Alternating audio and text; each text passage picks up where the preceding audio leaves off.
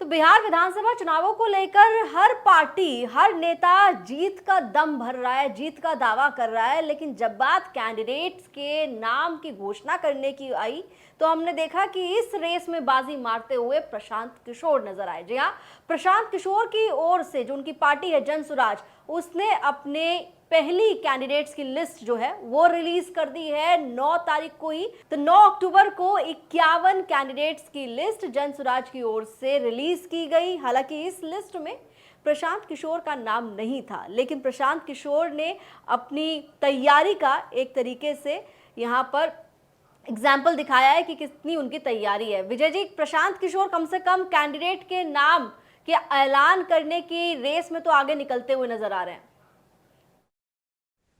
जी हाँ, ये बात बिल्कुल आपने सही बताई कि 51 कैंडिडेट की सबसे पहले लिस्ट जारी की है। और ये जो लिस्ट जारी की है ये भी बड़ी इंटरेस्टिंग है। इसके अंदर देखिए 17 ईबीसी से हैं, एक्सट्रीम बैकवर्ड क्लास से हैं। और वहां पर ईबीसी 36% है, सबसे ज्यादा। और इसमें एक मुस्लिम ग्रुप भी शामिल है। 11 ओबीसी से हैं, 7 मुसलमान हैं, एक शेड्यूल ट्राइब का है, और 9 जनरल कैटेगरी के हैं, 6 महिलाएं हैं और एक ट्रांसजेंडर है। और इसमें एकेडमिक बुद्धिजीवी भी हैं, और कुछ जो नेता रहे अलग अलग पार्टियों में उनके पोते पोतियां भी हैं। और भोजपुरी गायक भी हैं, रितेश रंजन पांडे। तो बड़ा मिक्स्ड है कुल मिलाकर। है कि जिस तरीके से प्रशांत किशोर कैंडिडेट्स की लिस्ट रिलीज कर रहे हैं, 51 कैंडिडेट्स की लिस्ट उनकी तरफ से रिलीज की गई है। आने वाले दिनों में और उनकी तरफ से कैंडिडेट्स की लिस्ट रिलीज की जाएगी। क्या 243 पर जो कहते हैं प्रशांत किशोर की वो तो सभी सीटों पर भी चुनाव लड़ने के लिए तैयार हैं, क्या सभी सीटों पर अपने कैंडिडेट्स उतार देंगे, या अभी भी वो थोड़ा सा पेशेंटली वॉच कर रहे हैं सिचुएशन की, अगर अलायंस के लिए कोई पार्टनर उनके पास आता है तो उसको भी थोड़ी साथ मिलकर आगे लड़ेंगे?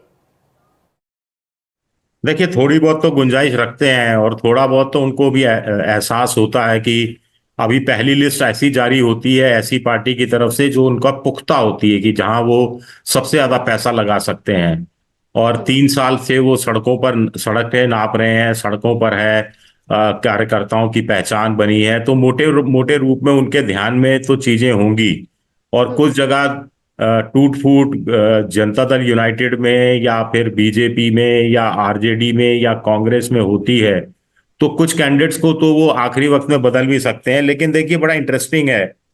अब केसी सिन्हा को इन्होंने टिकट दिया है, गणितज्ञ हैं और 70 से ज्यादा किताबें लिख चुके हैं।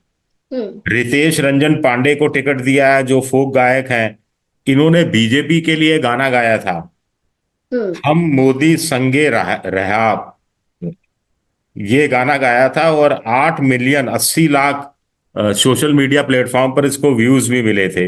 इसी तरह जागृति ठाकुर हैं, ये डेंटिस्ट हैं और पूर्व मुख्यमंत्री जिनको भारत रत्न भी दिया गया, कर्पूरी ठाकुर, उनकी पोती हैं। इसी तरह आरसीपी सिंह की बेटी लता सिंह, इनको टिकट दिया गया है, जो कि जेडीयू सुप्रीमो नीतीश कुमार के खासम खास होते थे। तो इस तरह का एक अच्छा सा मिक्सचर इन्होंने तैयार किया है। और ईबीसी, मुसलमान, सवर्ण और महिलाएं, कुल मिलाकर पहली लिस्ट में 6 महिलाएं हैं, एक ट्रांसजेंडर है। और वो पहले कह चुके हैं कि कुल मिलाकर 240 में से वो करीब 20% यानी 40-42 महिलाओं को टिकट देंगे। ये बात वो पहले से कह चुके हैं। तो हम जो लोग सोच रहे थे कि जाति का पूरा ध्यान रखा गया जाएगा, ऐसा लगता है कि जाति का तो ध्यान रखा ही गया है। इससे ज्यादा एक अच्छा सा एक गुलदस्ता बनाने की कोशिश की गई है कि उनके गुलदस्ते में महिलाएं भी हों, बुद्धिजीवी भी हों, पूर्व नेताओं के बेटे बेटियां भी हों, और समाज का पढ़ा लिखा तबका भी हो, कुछ रिटायर्ड जो इंजीनियर हैं, डॉक्टर हैं, उनका भी लिस्ट में नाम आगे आने वाला है, ऐसा भी बताया जा रहा है।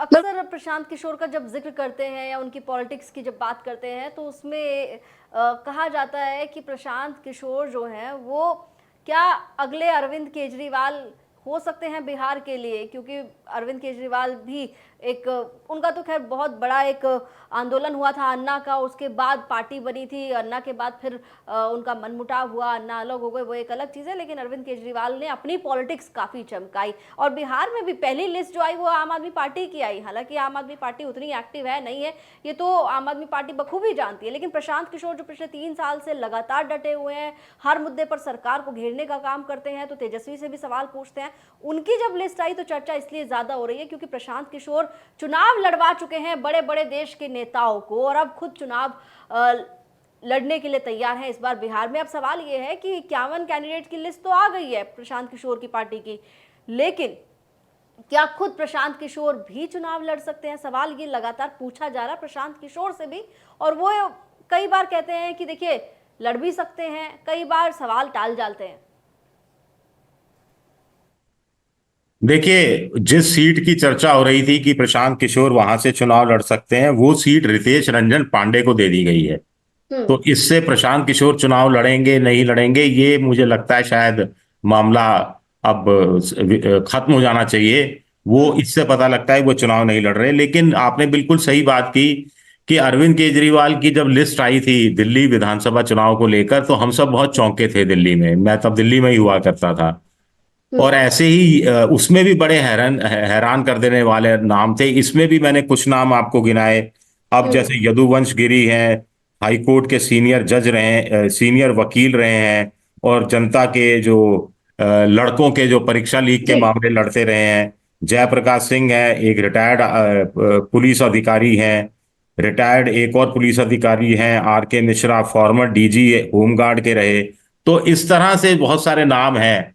अब ये नाम जनता में बदलाव में के लिए कामयाब होंगे। जनता जो पिछले 20 30 40 सालों से कभी ए या कभी बी गठबंधन को चुनती रही है, या पिछले 20 सालों में लालू प्लस या नीतीश प्लस को चुनती रही है, उनमें कोई दोनों को लेकर एंटी इनकम्बेंसी पैदा होगी, फैटिग फैक्टर पैदा होगा, और वो तीसरे को प्रशांत किशोर को क्या विकल्प में के रूप में माने देखेंगे। और कितनी सीटें मिलेंगी, कितना वोट परसेंटेज होगा।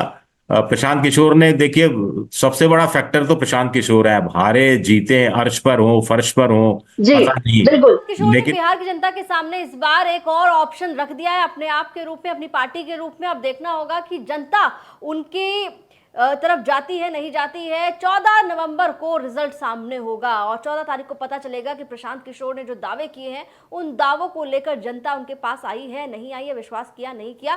फिलहाल बिहार चुनाव से जुड़ी तमाम खबरें आप न्यूज़ तक पर देख सकते हैं। विजय जी, बहुत शुक्रिया इस चर्चा में जुड़ने के लिए।